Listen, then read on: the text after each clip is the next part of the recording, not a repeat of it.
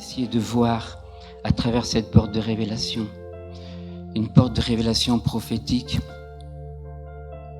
où nous cherchons à voir l'aigle royal, celui qui est au-dessus de tout, celui qui est dans la gloire.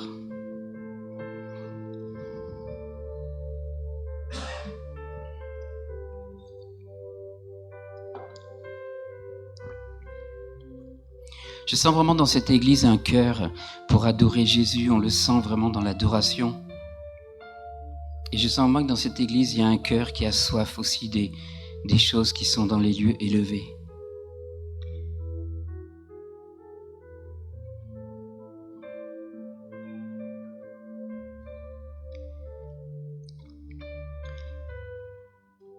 Dans Genèse 28, 16, c'est le verset qui va avec la bannière.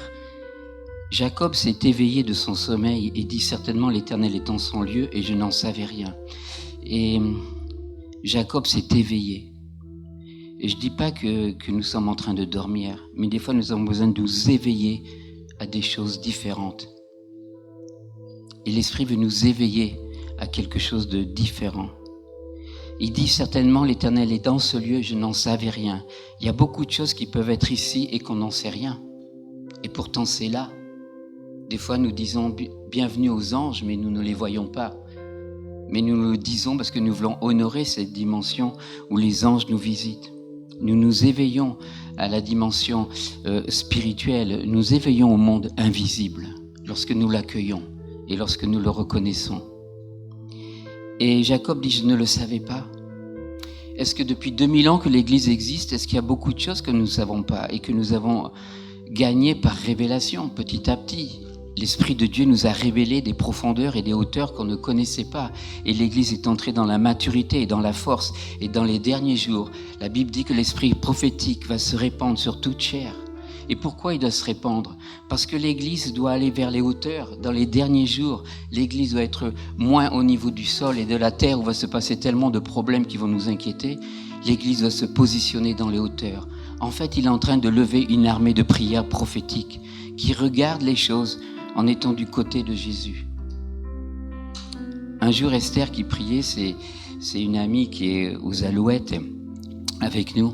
Un jour, elle priait et elle avait tellement de sujets, d'inquiétudes, de problèmes, et elle demandait à Jésus de venir dans ces endroits-là pour changer la chose et les choses. Et puis le Seigneur lui a dit, mais Esther, pourquoi toi tu viendrais pas plutôt de mon côté?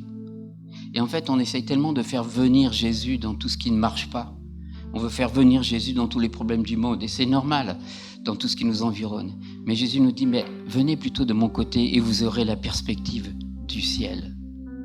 J'ai entendu dire un jour qu'une armée avait gagné, une armée de l'air avec des avions, avait gagné la guerre par rapport à une autre armée, tout simplement parce que leurs avions volaient beaucoup plus haut et qu'ils pouvaient tirer d'en haut sur les avions. Et ils ont pu gagner la guerre grâce à une forme de technologie plus avancée qui leur permettait de voler beaucoup plus haut.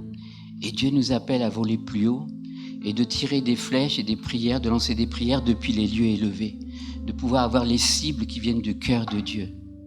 L'homme ne vivra pas de pain simplement, mais de toute parole qui sort de la bouche de Dieu. Dans cette saison, j'ai vraiment soif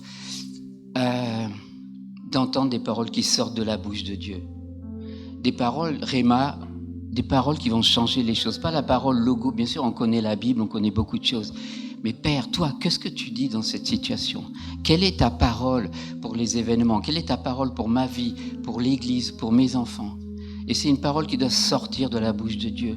Cette parole, elle est créatrice, elle est transformatrice, elle va générer quelque chose. Elle peut transformer un désert en oasis. Elle peut faire tellement de choses, cette parole. Et on a besoin de cette parole.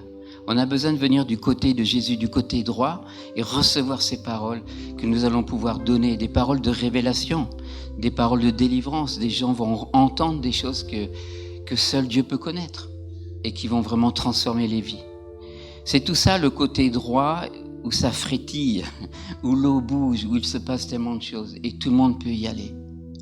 Je suis étonné de voir que sur cette bannière, on voit bien un aigle, mais l'aigle n'est pas à des années-lumière au-dessus de l'échelle et puis que ça nous donnerait le vertige en disant mais comment on va faire pour aller là-haut? Ce que je vois, c'est qu'il est sur l'échelle, il est en train de monter. Il est en train de monter. Et nous tous ici, nous avons sans doute pris l'engagement de suivre l'agneau partout où il va. Et si Jésus nous invite à le suivre partout où il va, alors nous pouvons le suivre dans les hauteurs aussi. C'est possible, ça fait partie de notre nature. On n'a pas à avoir peur.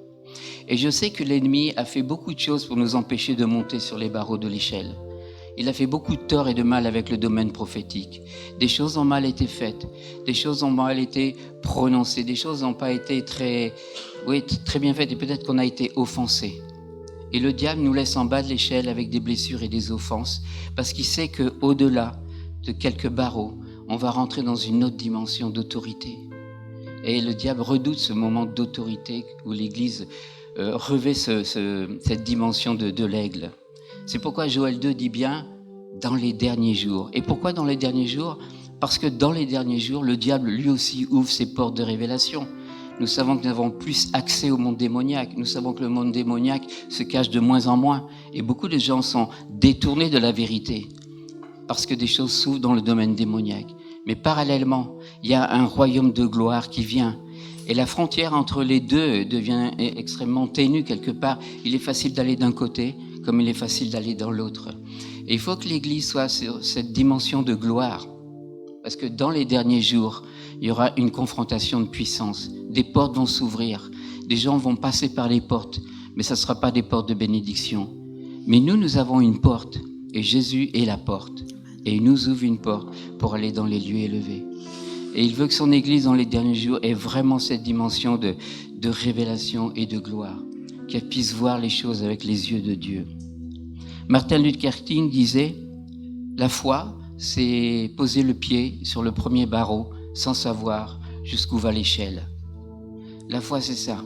Il y a des barreaux, mais le premier barreau est déjà une démarche. Et Jésus, qui est l'aigle royal, va nous amener plus haut. Donc je sens vraiment qu'il y a quelque chose qui s'ouvre pour cette église de nouveau, où Jésus vous demande d'avoir confiance, vous demande de déposer ce qui pourrait être un frein ou un obstacle par rapport au ministère prophétique et aux choses qui ont pu avoir lieu dans le passé, mais de monter plus haut.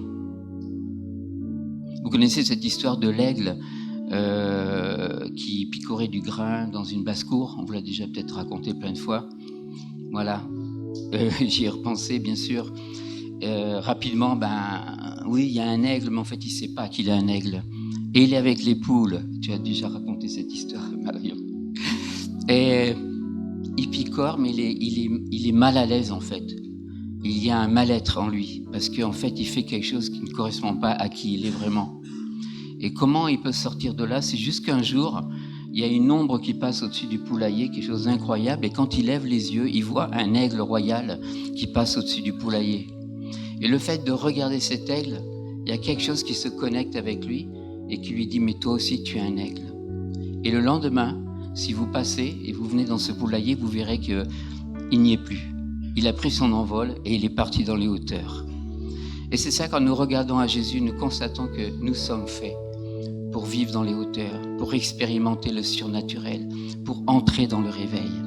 Nous sommes faits et on n'a pas à avoir peur de ça, parce que vous allez être comme des poissons dans l'eau avec cette dimension de l'esprit qui agit, où on perd peut-être le contrôle, mais en fait c'est bon, parce que c'est lui qui fait les choses. Et Dieu n'est pas quelqu'un qui veut blesser, Dieu n'est pas quelqu'un qui veut offenser les gens, mais il va nous amener dans des dimensions où effectivement il va falloir apprendre à nager. Mais nous sommes faits pour ça aussi.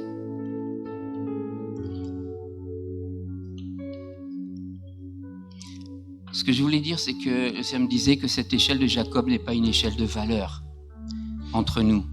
C'est-à-dire que s'il y a des gens qui sont sur certains barreaux et d'autres un peu plus bas, ça ne veut pas dire qu'ils sont plus spirituels que les autres. Que le contexte pour avancer dans le spirituel et dans cette dimension du prophétique, c'est vraiment l'amour. C'est-à-dire qu'il n'y a pas de jugement. Il n'y a pas de ceux qui prophétisent bien et ceux qui prophétisent mal. Il n'y a pas ceux qui voient bien et ceux qui voient mal. Il y a juste un peuple de Dieu qui est assoiffé et qui suit Jésus. Et si on commence à se juger et à mettre une échelle de valeur entre nous, on va avoir beaucoup de mal à monter. On va avoir beaucoup de mal à avoir de la révélation. Nous allons attrister le Saint-Esprit. Et donc ça va comme un peu refermer les choses. Dieu ne force rien. Il nous invite à gagner plus de territoire et à progresser dans l'autorité. Et il le fait, c'est ça qui est curieux, il le fait individuellement, mais il le fait collectivement aussi. Et comment il arrive à joindre tout ça, je ne sais pas comment l'Esprit fait, mais il y a comme un encouragement qui vient du ciel en disant « Mon peuple, mon épouse, viens plus haut, viens plus près de moi ». Est-ce qu'on peut prendre juste un instant, fermer les yeux et puis peut-être prier les uns les autres avec ça? C'est pas compliqué, mais de dire « Jésus, je veux passer cette porte, venir du côté droit ». Même s'il y a des soucis ou quoi que ce soit, ayez confiance, et puis on va prier à la fin pour ça, mais ayez confiance que Jésus veut vous monter plus haut sur cette échelle. Et sentez l'aigle qui vient à côté de vous.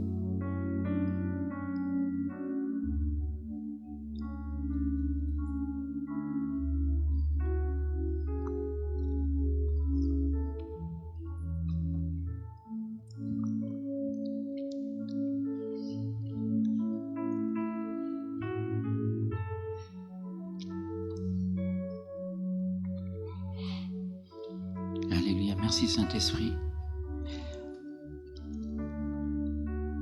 Tu n'auras pas plus de valeur si tu montes.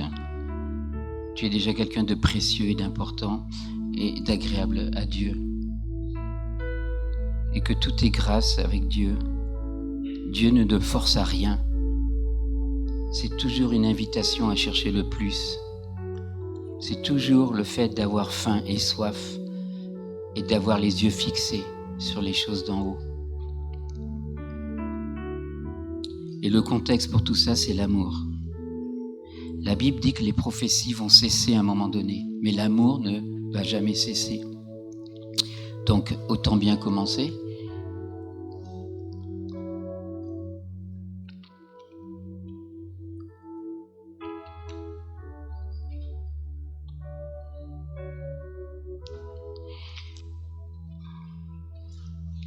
Ça va pour toi? Tu veux rester? Comme tu veux. Je veux bien. D'accord. Merci Nathalie. Ok, il y a eu beaucoup de rivières prophétiques qui ont été ouvertes dans cette région et dans la nation. Des rivières prophétiques avec les Huguenots, mais tellement de réveils qu'il y a eu dans cette nation, dans des endroits peut-être même pas connus. La rivière prophétique a coulé, mais vous voyez que la rivière prophétique a été souvent aussi bouchée. Il y a eu des choses qui sont venues contre le prophétique.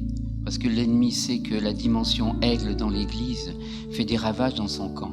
Parce que nous avons des yeux pour voir et des oreilles pour entendre. Et donc il a mis des choses pour nous cacher, mettre quelque chose devant nos yeux pour ne plus voir ce domaine-là. Il a mis quelque chose au niveau de nos oreilles. Mais il y a un collier ici ce matin pour que nos yeux voient à nouveau clairement, pour que nos oreilles entendent clairement la voix du Seigneur. Dans Acte 1, versets 6 à 11, et on peut peut-être l'afficher. Alors,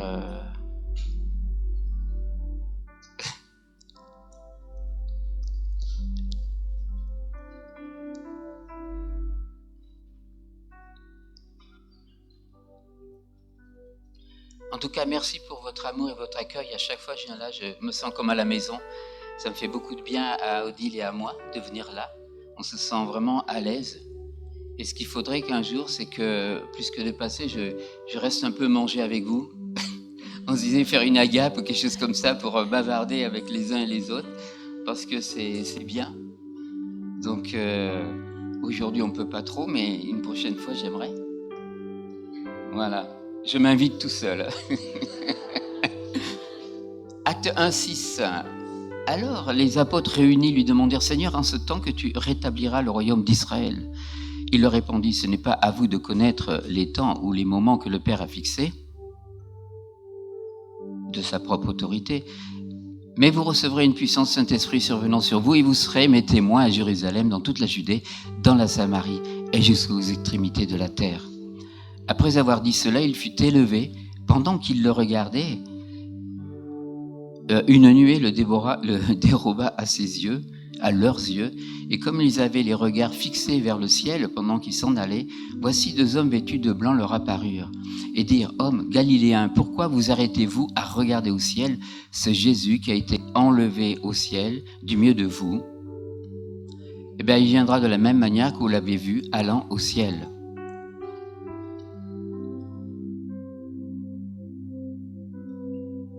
Eh bien, le Seigneur ne veut pas qu'on soit comme ces apôtres, d'avoir le nez en l'air et en train de regarder au ciel Jésus qui a été enlevé, et puis d'être ici, de dire, bon, on attend le retour de Jésus.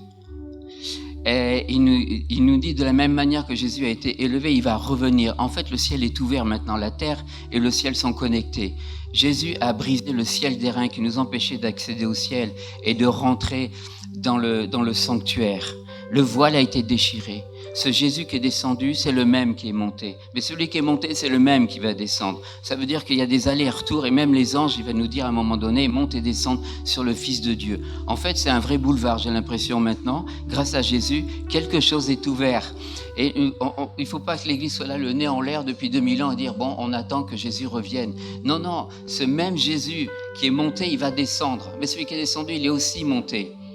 Et Jésus est monté avec son propre sang. Il est descendu dans les profondeurs de la terre. Il est allé même en enfer. Il est allé récupérer les héritages et les destinées. Et avec son propre sang, il a tout traversé. Il a traversé le deuxième ciel, où sont les esprits mauvais et les puissances de ténèbres et tout ça, les autorités, les dominations. Ça ne l'a pas arrêté. Il a traversé. Il a traversé avec son sang. Il a traversé le voile. Il est entré dans le lieu très saint. Il est allé jusqu'à la présence même du Père avec son sang. Et il est venu pour tout ramener au Père. Ça fait que tous les êtres humains, depuis le début que ça existe jusqu'au dernier, eh bien, potentiellement peuvent venir dans la présence de Dieu. Et puis nous tous qui sommes sauvés, nous pouvons aussi monter. Nous sommes assis dans les lieux célestes. Il nous a positionnés dans ce ciel de gloire. Mais nous n'avons pas besoin d'attendre le nez en l'air que Jésus revienne et nous prenne physiquement, on va dire, avec lui, et qu'il nous donne un corps incorruptible. Mais en esprit, nous pouvons monter. Nous pouvons visiter le ciel. Il y a des visites gratuites où nous pouvons monter grâce au sang de Jésus. C'est juste par la foi. Nous pouvons nous positionner et Jésus peut nous faire visiter des endroits de son ciel. Il y a des pièces, il y a des lieux, il y a des endroits. Moi déjà j'ai vu ça où il y avait des cartes comme des cartographes qui avaient comme des plans. Il y a des livres ouverts, il y a des choses qui sont écrites. Le psaume 139 dit que tous les jours de ma vie sont consignés dans un livre. Je ne pense pas que Dieu s'est amusé juste à marquer 1, 2, 3, 4 jusqu'au dernier jour de ma vie.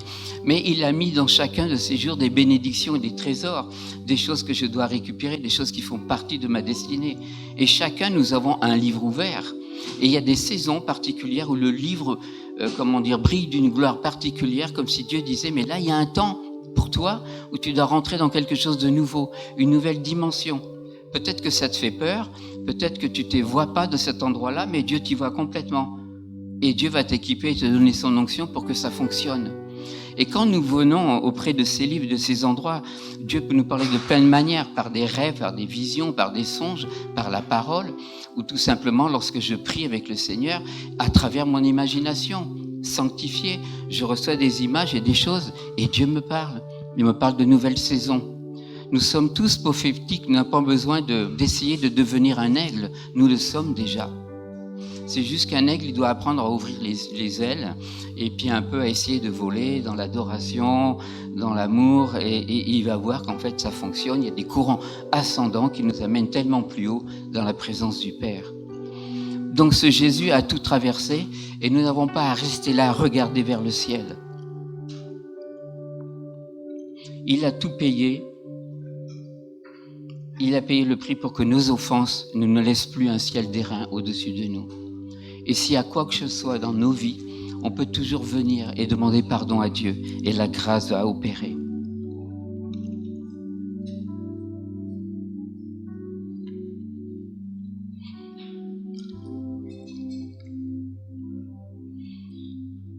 Donc la prophétie a besoin d'être libérée pour préparer le chemin du Seigneur. La prophétie a besoin d'être libérée pour préparer le chemin du Seigneur dans les nations, dans cette nation, dans ma vie et dans cette église. Je lis Ésaïe 40. Peut-être qu'on peut l'afficher.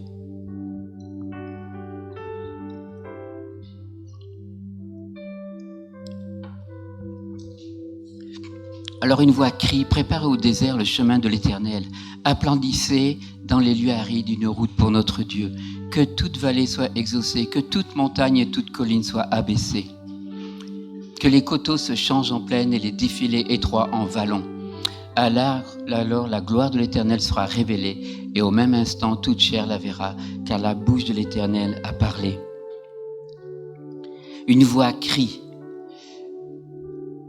Crier, là, ici, ça veut dire proclame, appelle, émet un son bruyant, convoque. La voix prophétique annonce les choses comme si elles étaient. Il y a une autorité qui vient parce que nous avons vu, nous avons entendu, nous savons que c'est Dieu qui parle. Et lorsque nous reprenons cette parole qui vient de la part de Dieu, les choses s'alignent vraiment. Dieu n'accomplit rien sans avoir d'abord révélé ses secrets, ses plans à ses serviteurs les prophètes. C'est dans Amos 3. Dieu aime révéler les choses. Dieu ne veut pas les tenir cachées, mais il va les révéler à ceux qui ont faim et soif d'entendre et de recevoir. Et c'est très facile, dès qu'on se positionne pour dire « Seigneur, je veux voir, je veux entendre, je veux monter plus haut », eh bien, le Seigneur va révéler des choses. Dans Jérémie 29, ça je ne l'ai pas mis, c'est Daniel qui retrouve écrit une ancienne prophétie qu'avait dit Jérémie sur les 70 ans, après 70 ans de captivité. Et il retrouve cette parole et ce passage qui dit que dès que les 70 ans seront écoulés, je me souviendrai de toi, j'accomplirai à ton égard ma bonne parole. Et puis il dit après, vous m'invoquerez, vous me prierez, vous me chercherez et je vous ramènerai. Et vous avez vu que Dieu avait fait une promesse de les ramener. Mais il n'a pas dit 70 ans quand ça va arriver, je vais les ramener. Il a dit, vous m'invoquerez, vous me prierez. C'est-à-dire que c'est important d'aller chercher la parole prophétique qui a été donnée à un moment donné. Et Daniel, c'est ce qu'il fait. Il se met à jeûner et à prier. Il demande pardon à Dieu pour tout ce qui est arrivé. Il demande pardon à Dieu pour cette captivité de 70 ans. Mais il crie son désir de retrouver la présence de Dieu et que le peuple retrouve le temple et qu'il revienne. Et il prie avec la prophétie à genoux et dit, Seigneur, tu l'as dit, c'est sorti de ta bouche, il faut que ça arrive. Et nous, en tant que sacrificateurs, en tant que prêtres et rois, nous pouvons aussi entendre où Dieu peut nous rappeler des prophéties pour la nation, mais pour ta propre vie, pour cette église. Il y a des prophéties, des choses qui ont été dites. Et tout d'un coup, ça revient. C'est comme cette bannière, c'est quelque chose que le Saint-Esprit ramène sur le devant. Ça veut dire que le Saint-Esprit veut qu'on prie avec la parole prophétique, parce que c'est là que ça va engendrer quelque chose. Ça veut dire qu'on ne s'en fiche pas de ces paroles, mais on les prend au sérieux, parce que ça a été donné à un moment donné. Et Daniel, c'est ce qu'il fait, il prie. Et quand il prie, tout un peuple revient de la captivité. Tout un peuple retrouve la présence de Dieu. Et la gloire de Dieu peut venir à nouveau dans le temple. Il dit, j'aime bien, comme c'est marqué, « Et j'accomplirai à ton égard ma bonne parole. » Et vous savez, au ciel, il y a plein de bonnes paroles. Il y en a plein pour ta vie, des bonnes paroles. Et Dieu veut les accomplir, ces bonnes paroles. À nous d'aller les chercher et dire, Seigneur, quelle est la bonne parole pour ma vie en ce moment? Ou pour mon mari, pour mes enfants? Quelle est cette bonne parole, Seigneur? Je veux la prier, je veux jeûner avec. Pourquoi? Parce que dans Jérémie 29, il dit un peu plus loin, « Car je connais les projets que je forme pour vous, les plans et les buts. » Donc cette parole, elle est incroyable. Elle va, non seulement elle va accomplir quelque chose, mais il y a des plans, des projets et des buts qui se déroulent derrière.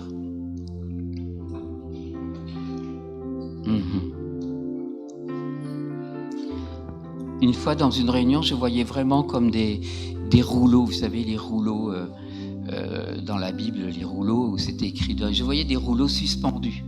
Et ils étaient un peu hauts et je disais, mais comment ça se fait que c'était pas accessible? Je trouvais que c'était pas évident de les attraper. Et puis en fait, j'ai réalisé après que sur Terre, on était comme en train de vivre un moment de repentance et de réalignement. Il y avait des choses qui se passaient dans les cœurs. Et ça a duré quelques jours. Et au bout de quelques jours, j'ai vu ces rouleaux, ils étaient quasiment à portée de main maintenant. Parce que chacun avait examiné son cœur et il y avait eu un moment de repentance et de réalignement sur la volonté de Dieu. Et tout d'un coup, ces rouleaux de destinée étaient à nouveau disponibles.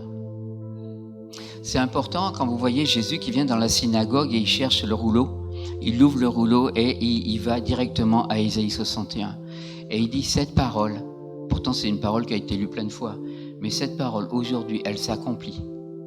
Vous vous rendez compte, vous vous levez dans une assemblée et puis vous déclarez quelque chose comme ça. Cette parole-là qu'on a lue tous les jours, qu'on a lue depuis des années, c'est maintenant que ça se passe. C'est maintenant que ça vient. Et quand le maintenant de Dieu est là, les choses se passent vraiment. L'ennemi recule. Et c'est la gloire de Dieu qui vient, c'est le royaume de Dieu qui vient. Et les maintenant de Dieu sont puissants. Maintenant, il y a la pêche miraculeuse. Maintenant, c'est le côté droit. Maintenant, l'aigle prend son envol. Il y a des maintenant importants qu'il faut sentir dans l'esprit. Et il faut garder le focus sur les maintenant parce que ça veut dire qu'il y a quelque chose qui va se passer. Et donc, on peut le prier. Le ciel et la terre sont connectés. Et maintenant, les aigles peuvent monter et accéder à la salle du trône pour comprendre les mystères de Dieu. Et je sens pour cette assemblée vraiment une convocation. En bas, vous avez parlé des vases brisés. Mais les vases brisés, Dieu les transforme en vases d'honneur. Et les vases brisés ne sont pas destinés à rester en bas de l'échelle avec un cœur d'orphelin et tout plein de choses qui nous maintiennent au sol. Mais Dieu va se servir des vases brisés, des vases d'honneur qui vont vraiment monter cette échelle et qui vont être revêtus de la gloire de Dieu. C'est la puissance de Dieu. C'est la gloire de Dieu de prendre des vases de terre et d'en faire des vases d'honneur. Et puis des gens qui sont loin et qui entendent les choses du royaume de Dieu. Et il y a comme une convocation à ces vases brisés de venir au pied de l'échelle et de vivre une ascension. Hébreux 10.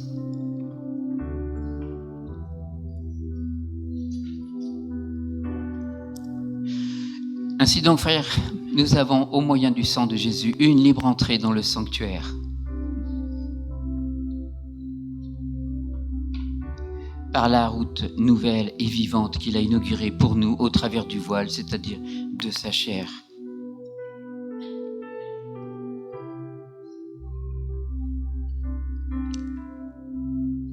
Ouais, c'est ça. Nous sommes sûrs de pouvoir entrer librement. Je suis sûr de pouvoir entrer librement. Et sans aucune culpabilité, sans aucune honte. Nous tous ici, vous pouvez dire ça, je suis sûr de pouvoir entrer. Je suis sûr que j'ai accès.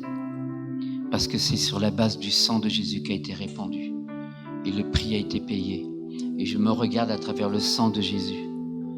Et je peux traverser ce rideau qui a été déchiré. Et je suis invité à venir.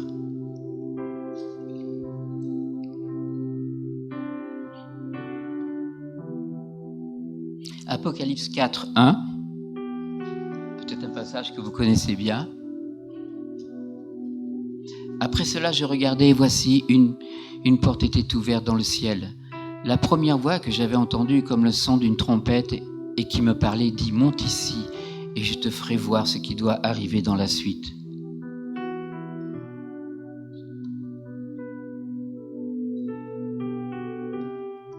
D'accord, j'ai pas mis la suite, mais la suite dit « Aussitôt, le Saint-Esprit me saisit et je vois quoi? Le siège d'un roi installé dans le ciel. Quelqu'un est assis sur ce siège et celui qui est assis brille comme les pierres précieuses vertes et rouges. Un cercle brillant entoure le ciel, entoure le siège. Il y a des monticies qui vont venir de plus en plus fréquemment, des monticies, pas forcément d'être enlevés physiquement ou je ne sais comment, mais il y a des monticies dans l'esprit quand même qui viennent. Monte ici et je vais te faire voir. Monte ici, c'est comme une trompette qui sonne, c'est comme un coup de chauffard qui dit il y a quelque chose qui s'ouvre à ce moment. Et ce monte ici nous amène dans une nouvelle dimension où il nous montre. Et quand nous arrivons au ciel et nous voyons les choses du ciel, les choses s'ouvrent, même quand nous lisons la Bible, eh bien nous voyons un trône. Le trône n'est pas vide, il y a quelqu'un sur ce trône. Il y a quelqu'un de puissant, de glorieux. Et plus nous nous rassasions des choses d'en haut qui sont stables, qui sont éternelles, qui sont magnifiques, qui sont glorieuses. Plus nous regardons ces choses, et moins les choses d'en bas n'ont d'impact sur nous. Ces choses d'en bas qui des fois sont tristes, sont comment dire, des puissances qui viennent nous enlever la joie, des choses qui viennent nous attrister, etc. Nous avons tellement besoin aujourd'hui d'être positionnés dans les choses de gloire et de voir la beauté du ciel et de voir que Dieu est stable sur son trône. Il n'est pas ébranlé, il n'est pas à court de ressources. Des fois, on panique quand on prie, on dit « Mais Seigneur, comment on va faire ?» Mais Dieu a déjà tout vu à l'avance. Dieu, il peut faire ça et Satan est tout de suite mis de côté et hop, tout rentre dans l'ordre. Mais il y a un temps où tous les ennemis de Jésus doivent venir sous ses pieds. Et il y a un temps où l'Église doit venir dans les lieux élevés et faire en sorte qu'en priant, tous ses ennemis viennent petit à petit sous ses pieds. Et après, Jésus va tout rassembler, tout réunir et tout ramener au Père. Et pour l'instant, le Père a tout mis dans les mains de Jésus. Et Jésus a tout mis dans les mains de l'Église. Et le corps, avec la tête, aujourd'hui, règne. Nous sommes assis dans les lieux célestes. Assis, c'est pas juste, un positionnement. Tu es posé ici parce que tu es assis, parce que Jésus est mort et ressuscité et il t'a posé. Mais c'est un assis sur un trône pour régner. C'est-à-dire, c'est une fonction. C'est pas juste je suis assis comme ça, mais je peux aussi régner dans le ciel avec Jésus.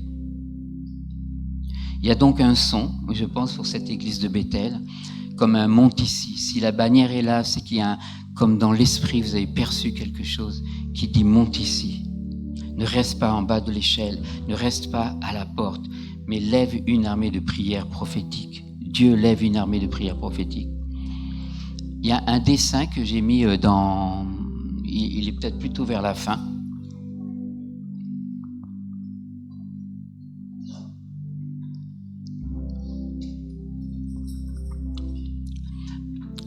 Donc j'étais en camping cet été et j'écoutais un enseignement de Anne Griffith que vous connaissez, qui est déjà venue. Et donc je faisais la vaisselle à mon évier, il y avait plein d'éviers partout, et je faisais la vaisselle tout en écoutant l'enseignement. Et juste à la fin de l'enseignement, je lève les yeux et je tombe là-dessus. Alors en dessous, il y avait un petit truc d'écrit publicitaire. Mais cet autocollant-là, il était juste au-dessus de ma tête.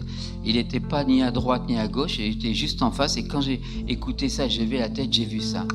Et j'ai senti encore vraiment quelque chose de l'esprit qui me disait « Ne restez pas à la porte, ne reste pas à la porte ». Et que, comme si tu me disais « Didier, il faut que vraiment tu franchisses cette porte, que tu prennes la décision d'aller de l'avant ». Vous savez, c'est des fois, si on reste trop longtemps à la porte, il y a comme un combat qui vient parce que l'ennemi ne veut pas que tu le fasses. Et puis toi, tu as tes propres appréhensions ou tes propres questions. Mais dans la foi, si le Seigneur le dit, tu peux franchir cette porte. Et je sais que l'ennemi va tout faire pour pas qu'on y aille. Je sais que l'ennemi va tout faire, qu'on va beaucoup raisonner, beaucoup calculer et dire, bon, je le fais pas. Est-ce que c'est le moment, c'est pas le moment. Mais quand c'est le moment, un moment kairos de Dieu, de dire, ça allez, c'est le moment, on traverse. Eh bien, ça veut dire que l'onction est là, l'esprit est là, et vos ennemis vont être confondus. Parce que la foi va triompher. Et s'il y a une porte qui est ouverte, ben Seigneur, on y va, on le fait ensemble, et on veut voir ta gloire. Et je sais qu'il y a une soif pour ça ici, une soif pour voir le réveil de Dieu se manifester.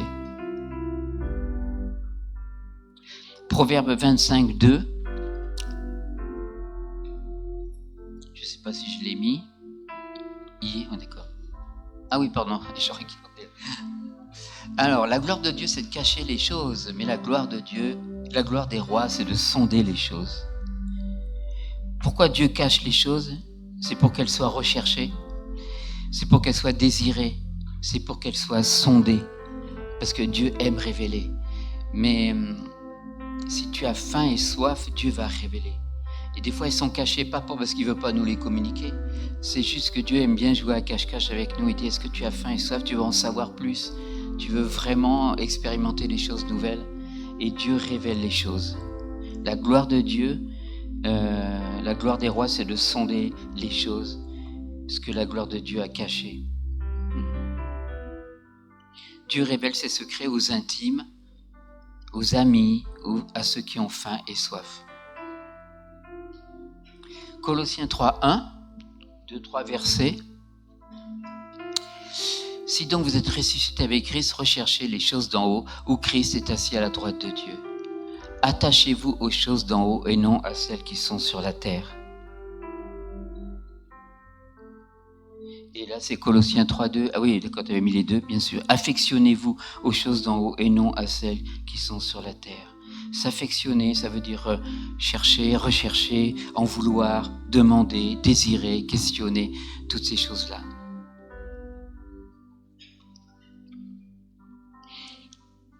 Deux, trois choses que je dis là, parce qu'on ne va pas faire d'atelier prophétique là ici ce matin, mais pour activer le prophétique, mais En fait, ça marche pour toutes les choses que vous voulez récupérer au niveau spirituel. Il y a différentes lois. J'ai noté 3 lois. La loi de l'honneur, la loi de la concentration, la loi du désir et de la faim. Ces lois-là activent nos sens spirituels pour obtenir l'héritage et pour rentrer dans des choses nouvelles. En 2 mots, la loi de l'honneur, c'est honorer, et vous le faites déjà, honorer. Quand le ciel envahit la terre, en fait, quand le ciel est accueilli, il est honoré. On honore la présence du Saint-Esprit. On est attentif à sa présence. On est d'accord qu'il prenne la première place. Et on dit bienvenue Saint-Esprit. Mais aussi on peut honorer ce qu'on ne voit pas, comme Jacob ne voyait pas, mais on sait qu'ils sont là. Il y a des anges ici. Et on honore la présence des anges aussi. On est content que les anges soient ici et fassent le ministère ici aussi, envers chacun. Honorer, c'est important, mais je peux aussi honorer la présence du Saint-Esprit dans ta vie, ce que Dieu est en train de faire. C'est donc être sensible aux choses précieuses qui se passent au milieu de nous. Honorer, c'est vraiment reconnaître. Dire, je reconnais que Dieu agit dans ta vie. Je reconnais que le Saint-Esprit est là. Je reconnais ton amour, ta passion pour le royaume de Dieu. Toutes ces choses-là font que le ciel s'ouvre et qu'il y a quelque chose qui vient et qui ne s'arrête pas. La loi de la concentration, c'est de garder le focus sur Jésus, sur le bien-aimé. Vous avez eu des messages là-dessus. Poursuivre le bien-aimé, garder le focus, mais aussi garder sur le focus sur Jésus en tant qu'aigle aussi. C'est peut-être une saison dans laquelle on regarde jusqu'à ce qu'on soit comme transformé. On a le focus sur Jésus lui-même, mais on a aussi le focus sur ce que nous voulons obtenir de lui. Beaucoup de gens sont venus voir Jésus pour demander la guérison, pour obtenir ceci ou cela, et Jésus l'a fait parce qu'ils avaient un focus sur Jésus, mais aussi sur sa puissance, aussi sur sa gloire. On voulait obtenir quelque chose de lui. Une femme a été guérie des pertes de sang, un autre a eu son fils guéri, tout simplement parce qu'il vient voir Jésus, il a le focus sur Jésus, et il lui demande. Donc de ne pas être déconcentré par tout ce qui se passe autour de nous, mais garder le focus. Et c'est tellement puissant aussi de garder le focus en assemblée, en tant que corps, de regarder tous ensemble dans la même direction et de dire nous voulons aller là ensemble. Ça a une puissance dans le monde spirituel, l'accord. La concentration, et je l'ai dit au début, nous devenons ce que nous contemplons. Le désir et la faim, maintenant, cette loi-là, elle est importante. Jésus en a parlé souvent. Heureux ceux qui ont faim et soif du royaume de Dieu, car ils seront rassasiés. Il y a une activation qui vient avec le désir et la faim, avec la soif d'entrer dans les réalités célestes. Quand nous nous affectionnons aux choses d'en haut, ça les attire. Ça garde le ciel ouvert et il en vient de plus en plus. Luc 12.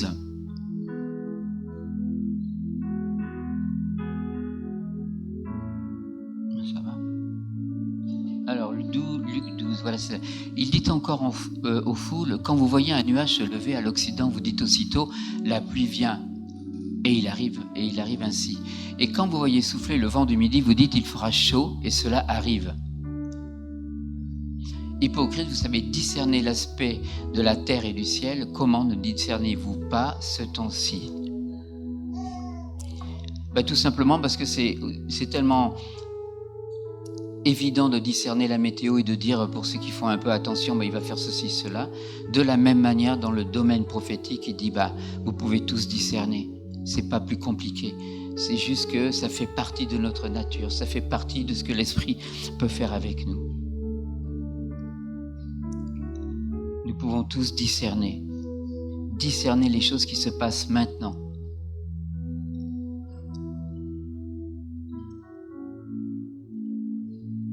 Alors, j'arrive maintenant à ce verset qui va avec la bannière. Genèse 28, les versets 16 et 17. Donc Jacob s'éveilla de son sommeil et il dit certainement l'Éternel est en ce lieu et moi je ne le savais pas. Il eut peur et dit que ce lieu est redoutable, c'est ici la maison de Dieu, c'est ici la porte des cieux. Quand il dit je ne le savais pas, c'est pas une question de savoir d'un point de vue intellectuel. Il y a un mot ici qui c'est yada, qui veut dire percevoir, voir, discerner, être révélé. En fait, il ne savait pas parce que c'était pas un problème au niveau de son intelligence, c'était juste un problème spirituel en fait. Il ne discernait pas. Pourtant c'était là, mais il ne discernait pas. Il ne percevait pas. Il ne voyait pas.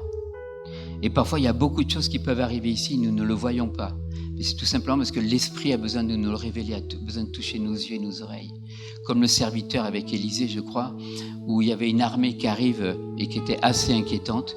Et lui, il a eu les yeux ouverts parce que tout d'un coup, il a vu qu'il y avait une autre armée au-dessus qui était tellement puissante et tellement plus nombreuse. Et ça a complètement renversé les choses dans son cœur. La crainte est partie et il a eu l'assurance qu'ils allaient gagner la bataille. Il a vu dans l'arbre, il a vu les choses qui étaient là, une armée puissante qui était là. Alors pourquoi l'aigle reste en bas? Parce que nous avons besoin d'activer donc ces différentes lois que j'ai parlé tout à l'heure, l'honneur, la concentration, le désir. Nous avons besoin aussi de saisir que ça fait partie de notre identité. Voilà, qu'on n'a pas essayé d'être un aigle, mais que nous le sommes déjà. Et que nous pouvons apprendre à voler plus haut lorsque dans la louange, nous commençons à adorer vraiment ce Jésus, cet aigle qui est dans les lieux élevés. Nous allons voir des choses nouvelles.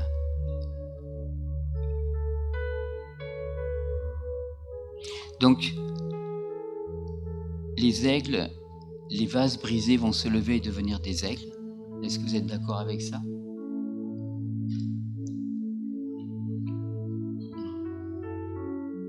La voix prophétique, j'ai noté, vous savez tellement de choses aussi, mais la voix prophétique, elle brise le pouvoir de la mort et ramène à la vie. Comme je l'ai dit aussi, elle peut transformer un désert en source d'eau. Elle annonce les choses à venir. Elle parle à toute forme de sécheresse. Elle peut dire à quelqu'un qui est dans un hiver depuis longtemps, c'est maintenant le printemps. Quelque chose de nouveau est là. C'est vraiment des paroles d'espérance et de vie, de résurrection qui sont libérées au milieu de l'Église. La parole prophétique ordonne les choses et elles s'accomplissent. Et j'ai besoin de me nourrir de ces paroles qui sortent de la bouche de Dieu et qui vont vraiment créer quelque chose de nouveau. Dans Apocalypse 3, verset 21, mais je crois que je l'ai pas mis. Il parle à l'église de Laodicée et il lui dit, il parle de sa tiédeur.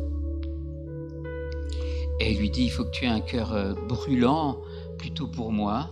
Il lui dit aussi, tu dis que tu n'as besoin de rien. Et en fait, elle est assise un peu, cette église, sur ce qu'elle possède, mais elle ne cherche pas plus. Et du coup, son cœur s'est refroidi. Et le ciel lui dit, mais si tu changes les choses, c'est-à-dire si tu me cherches, et si je trouve en toi un cœur brûlant, si tu désires le plus de Dieu, etc., eh bien, je te ferai asseoir avec moi sur un trône.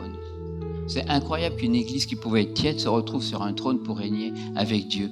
Tout simplement parce que elle s'active dans la passion, parce qu'elle dit, j'ai besoin de vêtements blancs, elle dit, j'ai besoin d'un collier. Elle demande au Seigneur tout ce dont elle a besoin et elle réveille la passion dans son cœur. Et à cause de ça, le Seigneur va la prendre et la mettre avec lui sur un trône. Donc là, elle ne se retrouve pas juste assise dans les lieux célestes comme ça, mais elle se retrouve à régner avec Jésus. Donc ce que je voulais vous proposer, c'est qu'on puisse avoir un moment maintenant où on peut venir à cette porte pour rentrer dans cette nouvelle saison et puis peut-être laisser l'Esprit agir et remettre les choses qui nous bloquent, qui nous empêchent de franchir cette porte. S'il y a quoi que ce soit, on ne veut pas rester à la porte, mais on veut pouvoir la franchir avec l'Esprit de Dieu. Il y a le mot tout à l'heure, c'était yada. Il y a un yada pour l'Église, il y a un yada pour toi. Est-ce que tu peux dire ce mot yada? Yada. C'est-à-dire que tu vas avancer dans la gloire, tu vas percevoir, tu vas comprendre. Et je veux déclarer un yada dans cette église pour les temps qui viennent. Un mouvement de l'Esprit de Dieu pour lever une armée de prière prophétique. Donc est-ce qu'on peut se mettre debout puis on va avancer avec ça maintenant?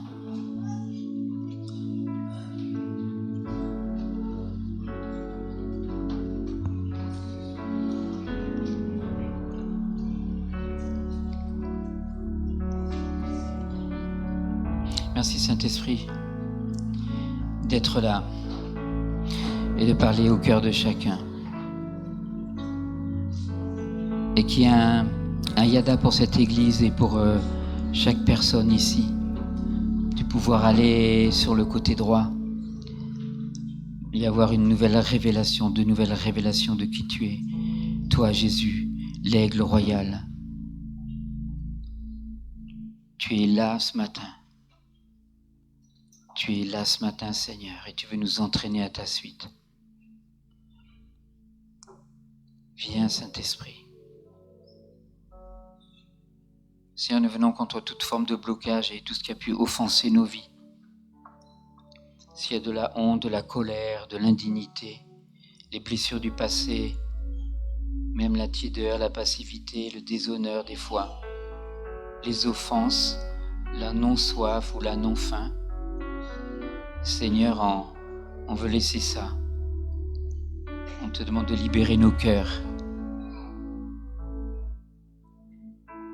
Tout ce qui m'empêche, Seigneur, de monter ou de descendre et de prendre ma place à côté du roi. Je veux te l'apporter maintenant, Seigneur.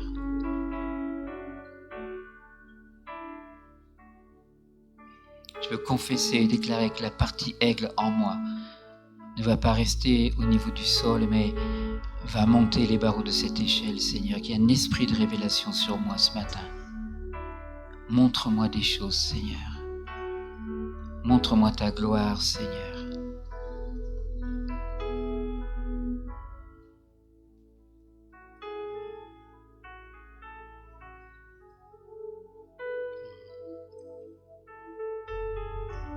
Voilà, on peut faire un mouvement, même si vous voulez, vers le devant pour ceux qui le souhaitent. Et on va prier pour vous. On va vraiment demander au Saint-Esprit d'activer quelque chose ce matin.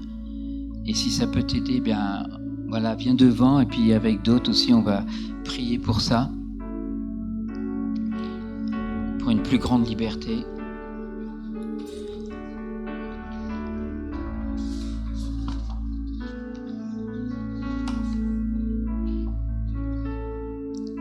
Alléluia, Seigneur. Tu as dit, Seigneur, que dans les derniers jours, tu répandrais ton esprit. Et tes serviteurs et tes servantes prophétiseront. Ils auront des visions, des songes. Ils recevront des paroles qui sortent directement de la bouche du Père. Alléluia.